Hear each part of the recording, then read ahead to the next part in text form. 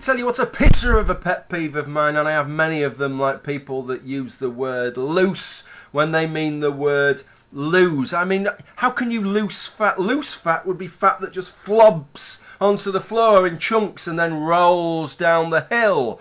You don't lose fat, you lose fat. That's a real pet peeve of mine, but it has no practical significance. Let me get this one off my chest because this one does. And these people who are obsessed by megapixels in cameras. You tell somebody you've bought a new camera, they tell you you've got a new phone. Oh, how many megapixels is the camera, as if that's some indicator of how good it is. Here is my mobile phone. It's a good phone. It's a Samsung S3.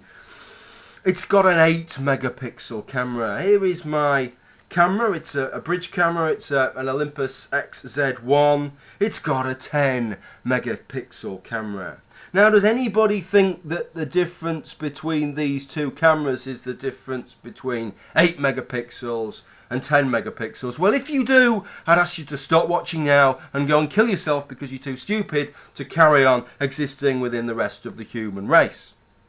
You can make a picture as many megapixels as you like. You can either interpolate from a smaller number of pixels on the sensor, or you can just pack the sensor with more and more pixels. But there's a bit of a problem because the sensor only gathers the light that's been gathered through the lens. So the more sensors you pack onto that chip, the less light each individual sensor gets, and so the greater the amount of noise and the lower the color resolution that you will get, the color accuracy that you will get in the image. So what do you think makes the difference between these two? Do you think it might be the size of the lens perhaps, and the amount of light that's actually coming into the device? You know, we talk about something like a mole. Moles are crap at seeing, so it comes as no surprise that they've got this tiny little pin head eye that gathers bugger all light.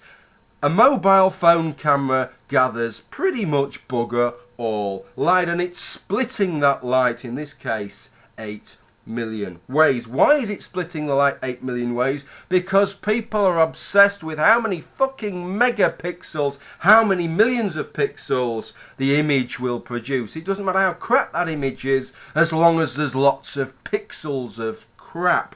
This will produce, actually it produces, I mean, given the size of the lens, if you see the square, there's a circle within the square. I don't know if you can see it, but there's actually a circle within that circle, and that is the lens, and all the light that makes the image comes through that. And this produces an image that's 3,264 pixels by 2,448 pixels. That many pixels, either that many individual sensors on the chip, or it's just making bullshit pixels up and interpolating them out of those that it actually gathers. Either way, it's not a good process. This is why this bothers me.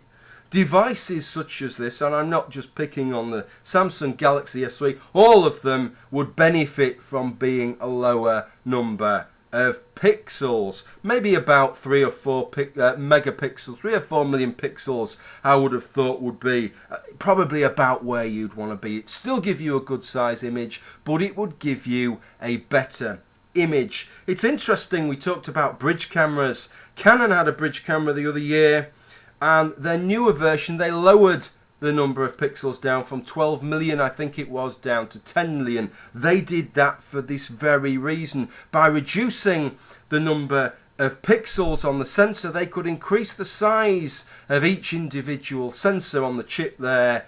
Meant each one gathered more light, which meant a better image. So that's my peeve over with. For God's sake, if we could just educate people to be a little bit less obsessed with how many fucking pixels are in the image and actually how good the image is. Rant over. Thank you for watching, and bye for now.